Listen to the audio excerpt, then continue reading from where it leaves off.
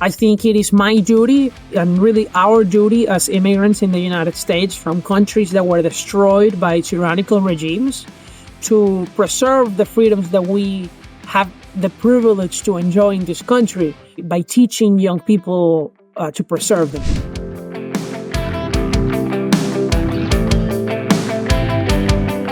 Hello, welcome again to the episode of the Let People Prosper show. My name is Dr. Vance Ginn. I hope you're having a prosperous day. Well, today I'm delighted to bring someone on who knows a lot about immigration, who grew up in Venezuela, who is now here doing a lot of great work across the country and even the world in some cases. And it's none other than Daniel Di Martino. Daniel, welcome to Let People Prosper show.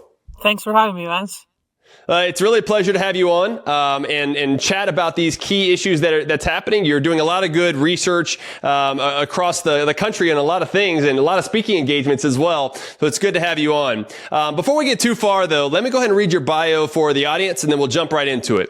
So Daniel Di Martino is a Venezuelan freedom activist and economist. He was born and raised in Venezuela, where he experienced the terrible consequences of socialism firsthand. After leaving Venezuela for the United States in 2016, he has dedicated himself to explaining how socialism destroyed his homeland, advocating for its freedom, and stopping this ideology from ever being implemented in America and elsewhere. Amen. He graduated with a bachelor's in economics from Indiana University in Indianapolis and is currently pursuing a PhD in economics at Columbia University. He has appeared on dozens of times on national TV channels such as Fox News and CNN, written for USA Today and other news outlets, and speaks regularly at college campuses and events all over the country. So with all that great background going on, Daniel, let me go ahead and ask you the first question I do every guest. Why do you do what you do every day? I do it because I don't want anybody to suffer the things that me and my family did in Venezuela because of the terrible political choices of other people. I think that our family suffer separated because of the socialist regime that destroyed my native country. And that was not my parents' fault. That was not my fault. We never supported it. I never even voted. And yet we still suffer those consequences. And so I think that we should protect our freedoms and stop that from happening anywhere else. I want to keep people prosperous like you do. Yeah, no, definitely. If it's okay, I'd like to talk a little bit about what you went through in Venezuela, like what you saw firsthand, because a lot of people, including myself, I've never been in a situation like that. And I would love to hear kind of some of your stories or what you like to tell about your time there that might really highlight to the audience how much you really went through and how much people go through in socialist countries every day. Well, I'll tell you, I learned a lot. Yeah. You learn a lot to, how we say in Venezuela, we have a phrase, which is that you have to be pilas. Pilas means in literally just batteries. But if you have batteries, it means you're thinking, you're active, you're paying attention, and you're street smart. And so you had to be that way in Venezuela to find what you needed, right? To get what you wanted. And with that, I mean things like, for example, there's no meat, there's no milk, there's no flour. Well, then where are you going to find it? You have to get your batteries up and you need to find somewhere. I can tell you many stories. Number one, I think it's shocking to hear for most people that Venezuela has the largest oil reserves on the planet. Okay. Yet we cannot find gasoline. Yeah. Venezuela is a tropical country, yet there are shortages of food, even though it's easy to plant anything. We could be easily self-sufficient, right? So it's not even about international trade. Venezuela could be food self-sufficient. Yeah. So many things that were shocking. My mom started making chocolate bonbons for parties. Yeah.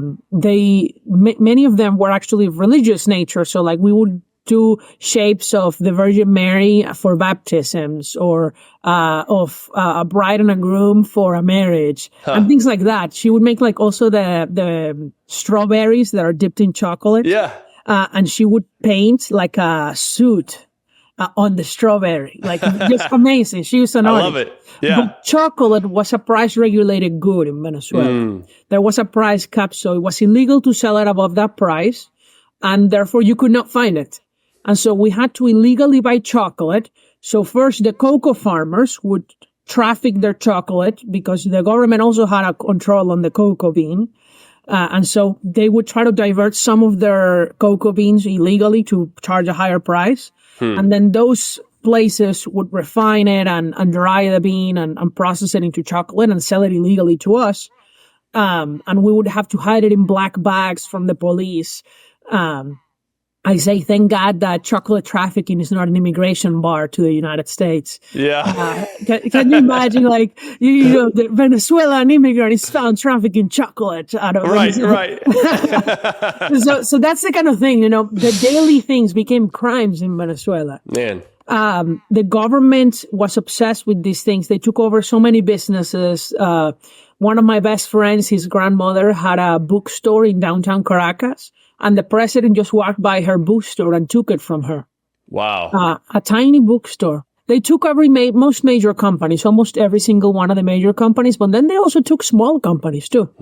They even created government restaurants for arepas. You know, arepas, the classic Venezuelan food?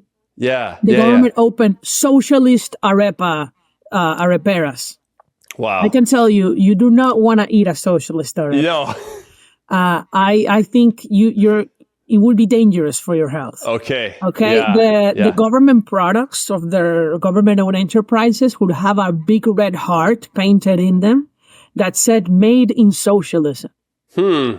So when people tell me, "Oh, Venezuela wasn't socialist," excuse me, it is painted all over the street that this is socialism. They literally wrote it down for you. What else do you need to know? Wow.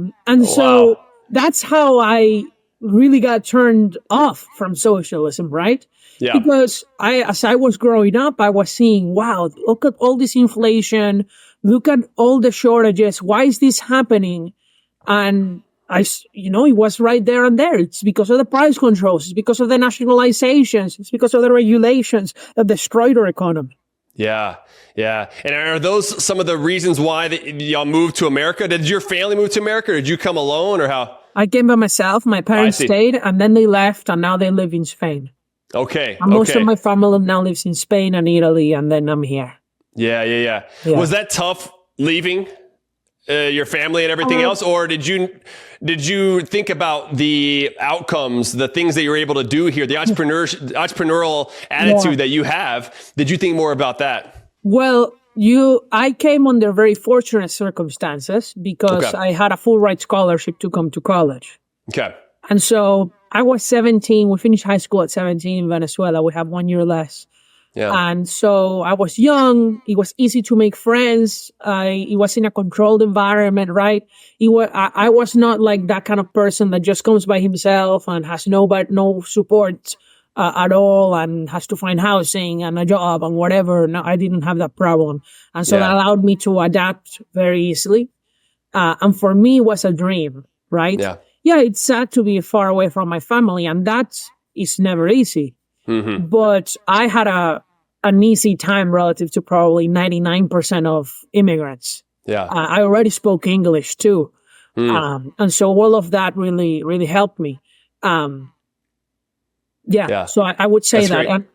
And for me, it was just so many positives, not just economically, but socially, the positive of not being fearful for my life in the street. Yeah.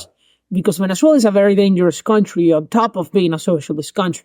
It's actually rare. Most socialist countries are not dangerous. There's very little crime in places like Cuba or I don't know, the Soviet Union when it existed. The crime wasn't rampant like it is in Venezuela. Yeah. Is that because of the top-down approach? Like there's just so much control that no one really commits crimes? It could be. Yeah. I think in Venezuela, the thing is that the Venezuelan regime, I call it cynic socialism, not utopic socialism. That's the difference. Okay. So utopic socialism, right?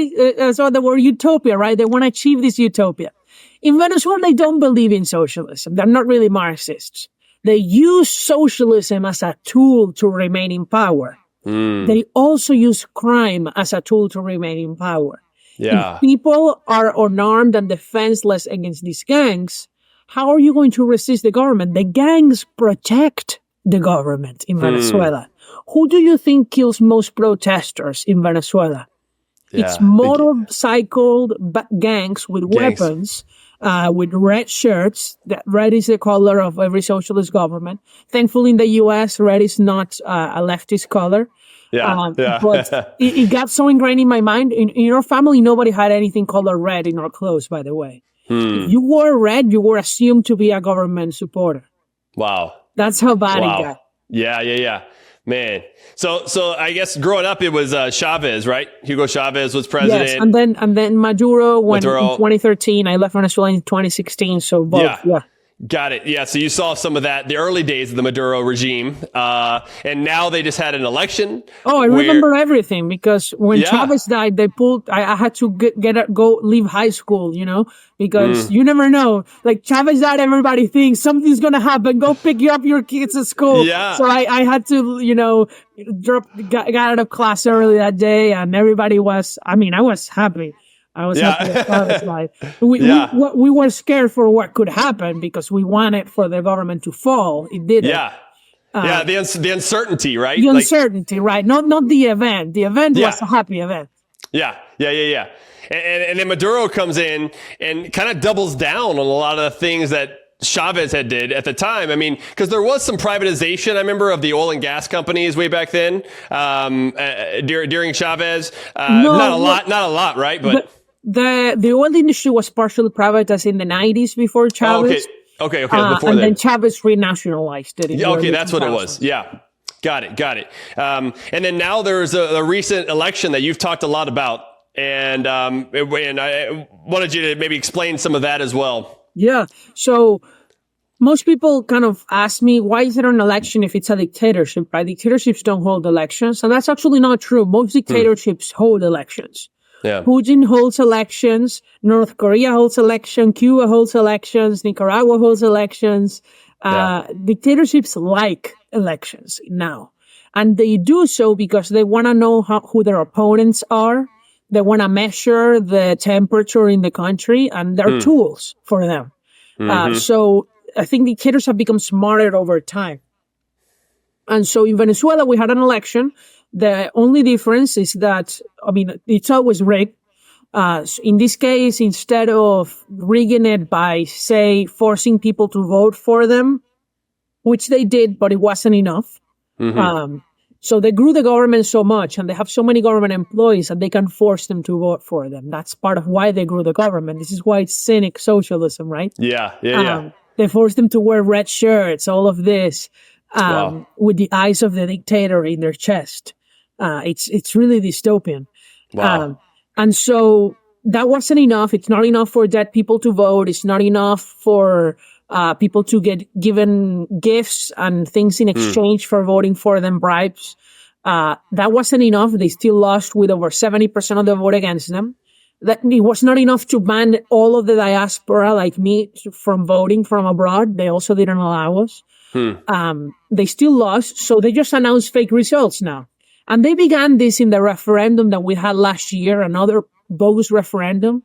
That my theory, they just held a referendum to practice for the fraud, this one, where they just announced fake numbers. The opposition just boycotted the referendum. Nobody went to vote. The streets were empty. And then they said 10 million people voted. It's impossible that 10 million people voted. Yeah. And so, anyway, the result was that Maduro faked it. They're so bad at this, Vance, at the fraud, that they even announced a perfectly round percentage share of the vote for the region. It's like, it's statistically impossible. Election results are never round. Yeah. And so, but you could say, well, it's a mistake, but maybe it's not a mistake. Maybe it's actually saying, look what I can do, and you can't do anything about it. Yeah. We can get away with anything we want. And we will say next time we got 99% of the vote. And so that's what they're doing. There were mass protests. The regime responded with massive repression. They have arrested over 2,300 people. Venezuela is also, remember, a country of about 25 million people. So 2,300 is much more than it would be in the U.S. Yeah. It would be the equivalent of saying nearly 30,000 people. Wow. Right? Yep. Or 30,000, actually, I think is the exact share. So it's a lot of people. They built 2 new jails. They transformed jails that were for regular prisoners into political prisoner jails. A friend of mine who was one of the state directors for the opposition leader, Maria Corina, she was taken from her home a few days after the election. She's been in a torture center, really, for over a month. She's just 30 years old. Wow. Wow.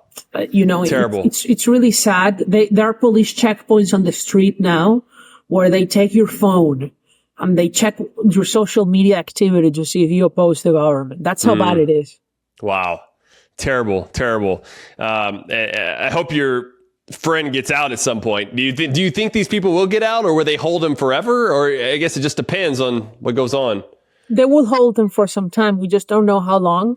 Yeah. My concern is the tortures. Yeah. Because I know what they do to people there. I've met people who have been there, and it's really, I cannot describe it here. If you want to know, you should just look up El Helicoide, which is the name of the main torture center. El Helicoide, and Helicoide, Helicoide. Okay. That was supposed to become a mall, a shopping mall, and they turned it into a torture prison. Wow. Well, I'll definitely keep her and others in my prayers, because that's a terrible situation.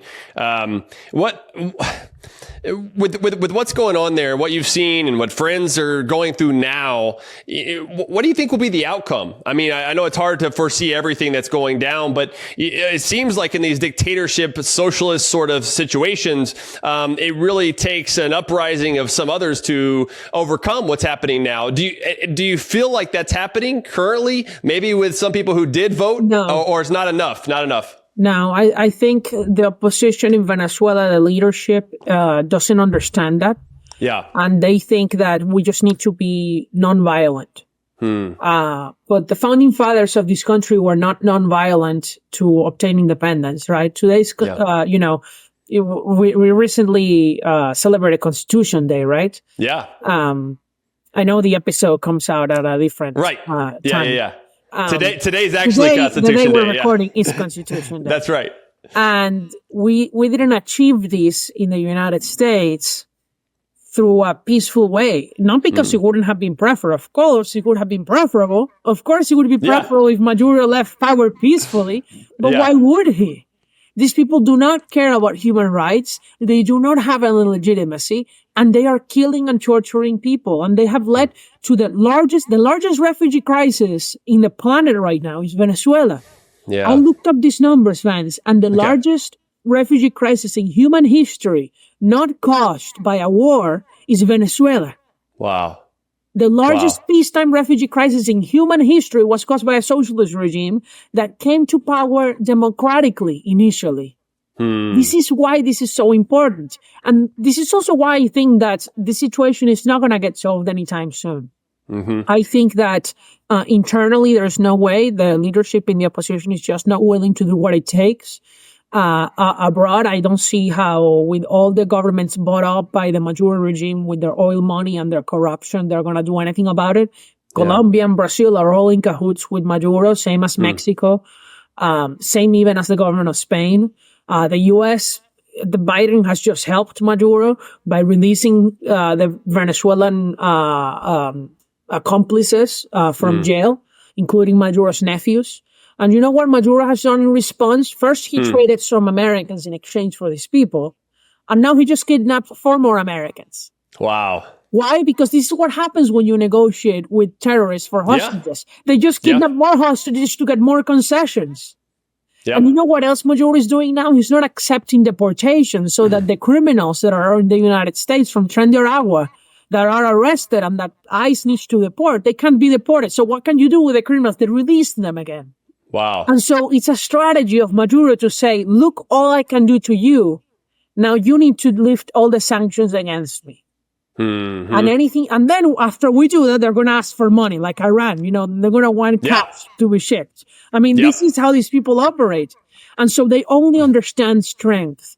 I think that we are facing evil and very intelligent people, and it's very hard when you face somebody who is both intelligent and evil. Yeah.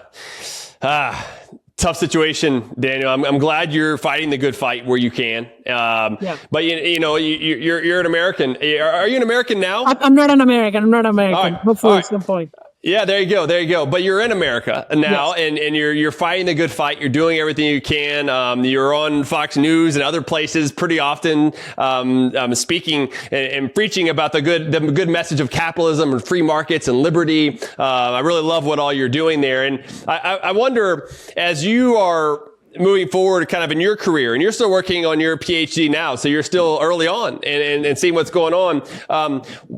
What are some of the things that you hope to work on in the future that you hope will really help out most? Well, number one, I give talks at colleges, at high schools to kind of teach young Americans about the experience of Venezuela so that we don't repeat that here. I think it is my duty and really our duty as immigrants in the United States from countries that were destroyed by tyrannical regimes to preserve the freedoms that we have the privilege to enjoy in this country, by teaching young people to preserve them, right? Yeah. And so that's what I do. That's why I founded the Dissident Project, where we send immigrants from tyrannical countries to speak at high schools at no cost. We have 16 speakers from 10 countries, including Venezuela, but also North Korea, China, Cuba, Zimbabwe, Iran, Russia, everything you can imagine. You can just go to dissidentproject.org. You can book any of our speakers or donate to us. And so that's what I do there. I also speak for Young America's Foundation, YAF, at colleges. I'm just going to the Ronald Reagan Ranch very soon again. It's a beautiful place. My favorite president. And then I'm an immigration researcher. That's what my PhD is about. I really love economic freedom, but I also think immigration is a very important topic. It's funny because when I started the PhD, I thought I would do mostly monetary economics. But then I didn't, because I thought we kind of know how not to have hyperinflation. Should we do nominal GDP targeting or this other rule or which Taylor rule, or we want discretion? Those are interesting academic debates. But they're not going to radically change people's welfare. But immigration is a debate that is very hotly contested, where there's very few people thinking about it in the academic sense, in economics, and that has the potential to either do a lot of good or a lot of bad to a country, not just the U.S. This is immigration in general. And so that's why I study that. And that's why I focus on at the Manhattan Institute, where I'm a fellow. It's great. And I think that's also a great lead into what I really like to get into with your research and other things that you've been working on and talking about lately. I think let's just start there with immigration. I think it is such an important topic. And it's one that gets people fired up. I mean, I live in Texas. I live near Austin, Texas. There's a lot of discussion about what's going on across the border in Mexico and then people that are coming over. And so you hear a lot about this. Texas, the governor and the Texas legislature has spent billions of dollars of taxpayer money on building the wall or continuing the wall from what Trump was putting up before. And so this has created a lot of discussion and disagreement and everything else. And but I think what you've been able to do, and others as well, is to shed some light on the research and the actual data of what's going on there. And we were talking a little bit before we went on air today and to record this, but I'd love to hear some about your current research and anything else that you'd like to talk about, because one of the big issues, Daniel, right, is that some will say, well, immigrants are very costly. And, even Milton Friedman said you can't have free immigration unless you have, no welfare or no welfare system. There's some issues with that, I think. But in general, there's this big push that says there are huge costs for society. And so we need to limit the number of people that come in. I think some would even say that we don't need to have as many immigrants as we do today. I'm certainly not one of them. But there's this arguments that go out there. And so I'd love to hear some of your thoughts and some of your research about immigration. So Well, let me first talk a little bit about the research that just got published for me, which is about the Please. fiscal impact of immigrants on the federal government. Yeah. So the average immigrant is a net contributor, pays more in taxes than receives in government benefits by about $10,000 over his lifetime. That's taking everything into account, even military spending, absolutely everything. So I'm including all public goods into this calculation. And this is all immigrants, legal and illegal, the average. But obviously, it differs between legal and illegal, and it differs between highly educated, less educated, young and old, right? Yeah. And so all immigrants that come to America after the age of 55 are actually a net liability. No matter their education. The less educated, the worse, but even with PhDs on average are also liabilities after 55. Why? Because they have few years of work left and they will qualify for a full Social Security benefit plus Medicare, right? Which is very costly. And by the way, this is not the fault of the immigrant. This is just how the entitlement system works. Yeah. Most people think, oh, it's about the welfare, the immigrants doing the welfare. Welfare is like what we think of as welfare, cash welfare, supplemental security income, SNAP, TANF. That's a tiny fraction of the federal spending. That's not why immigrants are costly or not. That's really meaningless. What really matters is Social Security, Medicare, and Medicaid. That's most of the spending. And then on top of that, people use roads, public schooling if they're young, all these other things, right? Yeah. And so the welfare is a people, I mean, I think it's bad to give, in general, to have too much welfare. I agree. But it's not the big problem. The big problem is in the entitlement programs. And so the average immigrant, 10,000 positive, the average native-born baby is a net negative of over $250,000 over his lifetime. And most of that is actually because of the accumulation of debt over time. And so you could say, well, Daniel, that means that we should just have more immigration and we can balance the budget. Well, not really, because 10,000 is not a big number. You will need a lot of immigrants such that you would basically like overtake the U.S. population. What you need is a lot of really positive immigrants. So let's look at who are the positive immigrants. So every immigrant under 55 with a college degree or a graduate degree, extremely positive. The most positive group actually is immigrants who came to America between the ages of 18 and 24 to obtain a college degree and then obtain a graduate degree. Now, I kind of happen to fall in that group. But that group of immigrants, I estimate, is a net positive over our lifetimes of $1.6 million. Wow. Now, how do these immigrants usually stay in America? H-1B visas, unemployment-based green cards. If you just expanded H-1B visas, doubling the cap from 85 to 170,000, and you, let's say, exempted from green card caps, people who have masters or PhDs in only STEM areas, you will reduce the budget deficit by nearly $100 billion a year. Wow. And the number of new people coming to America would be maybe like 80,000 a year. Okay. That's it. $100 billion a year. Are you kidding me? That's an immense sum. That would compound over time, of course. Sure. And so we could literally, Milton Friedman used to say that, what you mentioned, right? You cannot simultaneously have a welfare state and free immigration. Yeah. But high-skilled immigration can help us afford a welfare state. Yeah. Now, on that sense, he was also right. Illegal immigration is tremendously costly. I estimate that the average illegal immigrant, even after the contributions to the economy, will increase the debt by about $200,000 over his lifetime. Okay. So actually, deportations will reduce the debt, depending on how much they cost, right? But even I decided to put two scenarios. One, let's say we have the whole budget of ICE. If you divide the total number of deportations from the interior over all of the ICE budget, not all of which goes to deportations, by the way, a lot of it goes to other things. You get an average cost of $65,000 per deportation. Okay. That's a lot. Yeah. Let's say we double it. Let's say it's $130,000 to deport someone. Okay. It would still be positive to deport illegal immigrants. And so, however, now you have to think of other issues. It would be even more positive to say we're going to ask illegal immigrants to pay a fee to get regular. Mm-hmm. If you say you ask people to pay $100,000 to remain in the United States, which, by the way, people would come up with $100,000 over time in order to remain in the United States, you would raise between that and deporting the people who don't pay it nearly $2 trillion.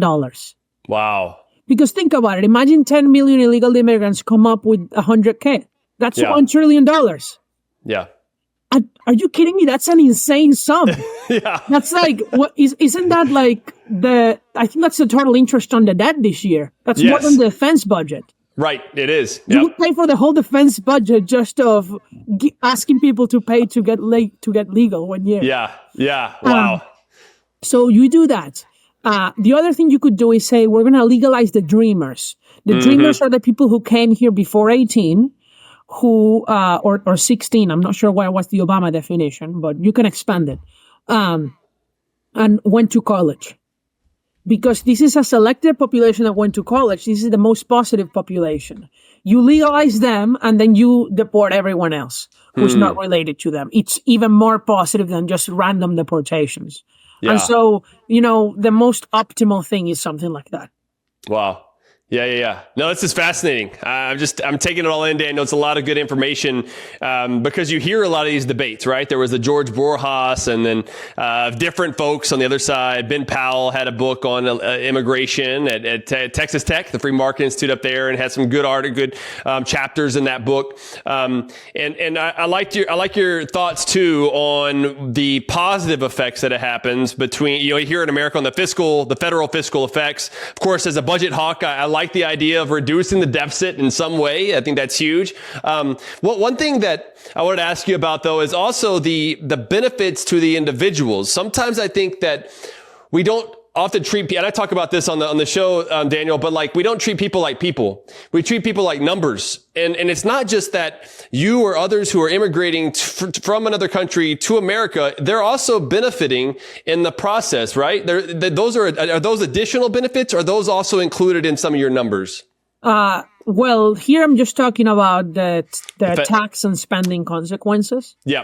But you're right that part of the benefit, if you were to include the benefits to the migrant themselves as part of the welfare calculation, then obviously immigration is always positive net. Yeah. But that would lead you to say, well, then we should just have free immigration. Sure. Yeah, but think about what would happen if you had free immigration in the United States. A lot of people would be better off begging homeless in the streets of New York than in their home countries working. Mm-hmm. Wow. They would be. They would be. A lot of Venezuelans would be. And do you think the world would be better off if we just allowed, let's say, 10 million people to become homeless in the United States because and dependent on social services? Mm-hmm. Surely they would be better off. But would America be better off? Right. I think not. I think not. Yeah. And so I believe, I think there's an issue in numbers too. You cannot have also a huge flow in a very rapid pace. Yeah. I think the U.S., because of the massive illegal immigration that we've seen in the last 3 years, it was too much. But I do think that, the highly skilled immigration is too restricted. Think about it. The actual number of people who are allowed to come here based on their skills is only 3 categories, the EB1, EB2, and EB3. Then you have investors on EB5. It's less than 100,000 people a year, including all their spouses and kids. Wow. We have more illegal immigrants a month. Yeah. Right. Are you kidding me? You are limiting the United States limits the number of multimillionaires who come to invest and create companies here. Did you know this? Only 9,940 people can obtain an investor's visa a year. Wow. Why should it be limited? Yeah, right. Now that's one case where if there's a million billionaires who want to move to America and pay taxes like Elon Musk, go ahead, make my day. Yeah, they don't want to do it, of course, because they would have to pay taxes on the worldwide income as Americans, or even as green card holders. Mm-hmm. But if some of them want to do it, why not? Why not reduce the deficit? I mean, it's amazing.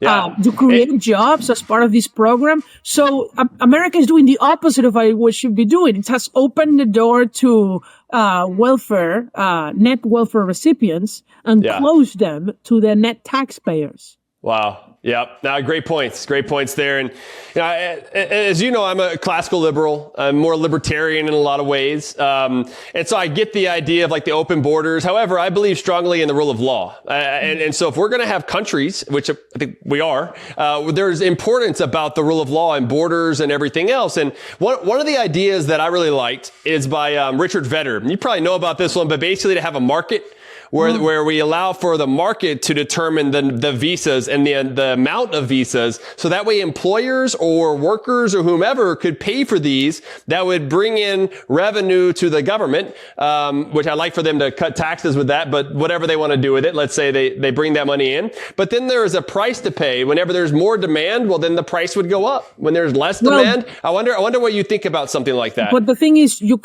you either allow the market to determine the price or you allow the market to determine the quantity. They can't do both unless you just have full free migration. If you have a quota, say 1 million people a year like we have on average now, but that includes the immediate relatives. So let's say 500,000 people a year. Okay. That are not immediate relatives, like minor kids, spouses, and parents. Then they would come up with a price, right? Yeah. Maybe that price would be, I certainly think it would be well over $100,000, by the way. Yeah. But I don't think it would quite be 500,000. I think it would be somewhere between that, perhaps on the higher end. Mm-hmm.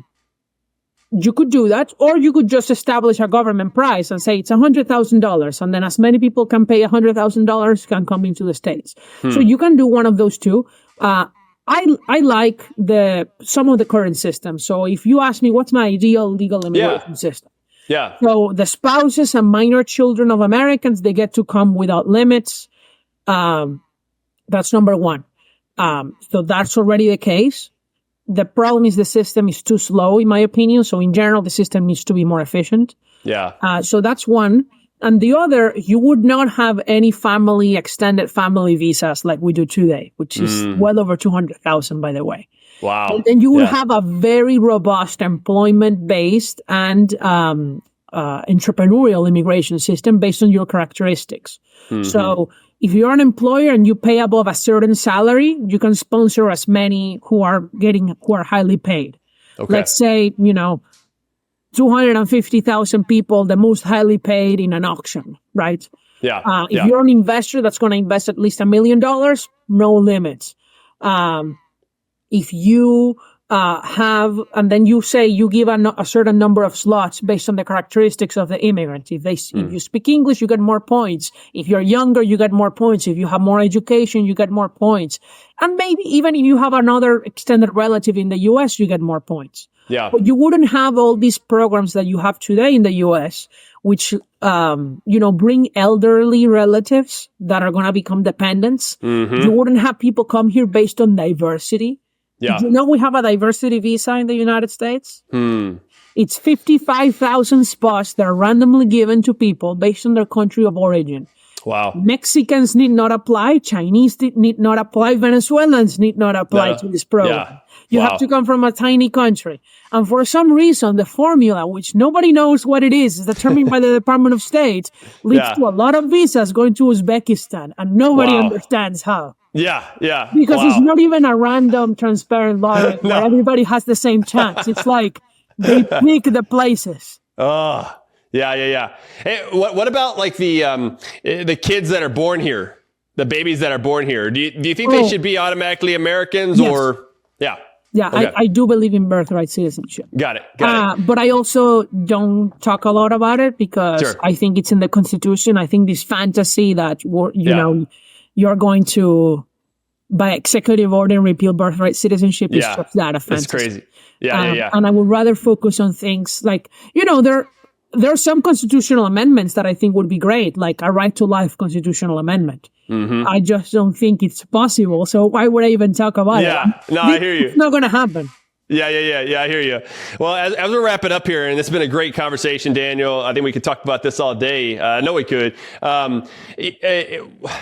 We have an election coming up, and with Kamala Harris versus Donald Trump, and I wonder if you see that there might be any changes or the possibility for immigration reform. My kind of view is that because some would want to focus a lot on closing down the border and then let's do immigration reform. I'm really of the mindset that we need to be doing both. I mean, I think immigration reform is really important. Not just looking at what's going along the border, but I want to get some of your thoughts as we're moving into this election season. Yeah, I think both candidates are missing a great opportunity to win on this issue. Think about it. Trump is missing it in the sense that he already has the advantage as him being more trusted than Kamala Harris on immigration, right? By the largest margin, slightly more than on the economy, he's trusted on immigration in most polls I've seen. So why is he talking about hoaxes on cats and dogs and Haitians when he could be talking about the criminals, right? That are real criminals who are killing people, who are gang members that have come from the southern border.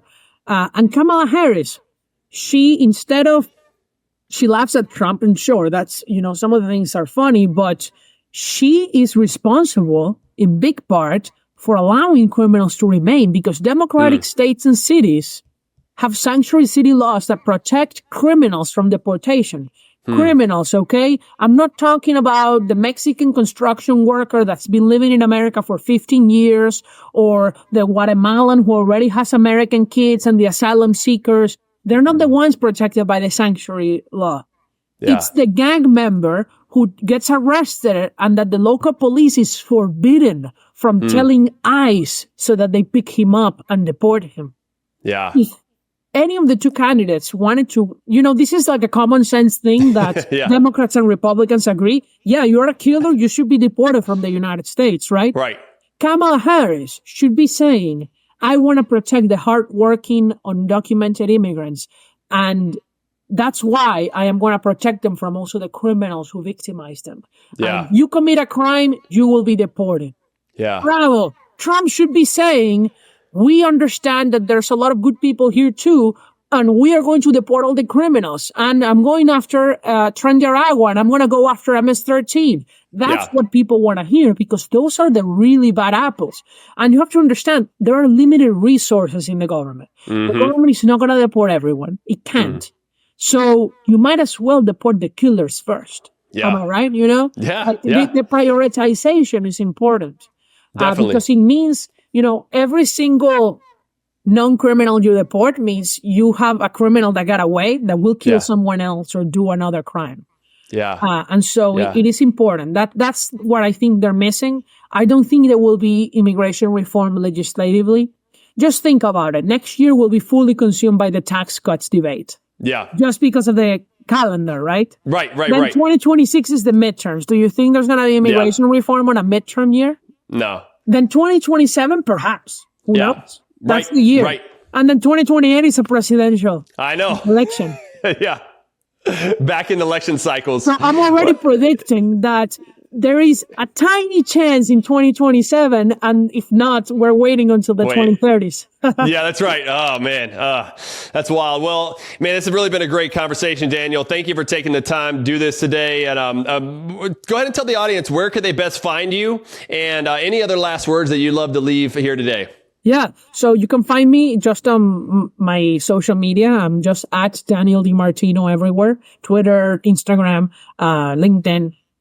You can also go to my website, danieldimartino.com. And if you want to bring into your high school somebody who came from a socialist country and wants to tell the horror stories of socialism, somebody who didn't have religious freedom, who you want your students to appreciate, or your classmates, go to dissidentproject.org and see the speakers that we have. You can bring them at no cost to your school. We can do it in person, online, no matter where you are in the United States. Yeah, that's awesome. Well, keep up the great work, and God bless you and your family, Daniel. Thank you, Vance, and you too. Thank you so much. Well, for the audience, I hope you enjoyed that conversation. Please go out and give us a 5-star rating wherever that you're listening to this. Share it with your friends and family. This is an interesting topic that everyone needs to have more understanding about, especially as we head into this crazy election season. And so please do that and go out and you can find all the show notes at vanceginn.substack.com or go to my website, vanceginn.com, for more information as well. And until next time, let people prosper.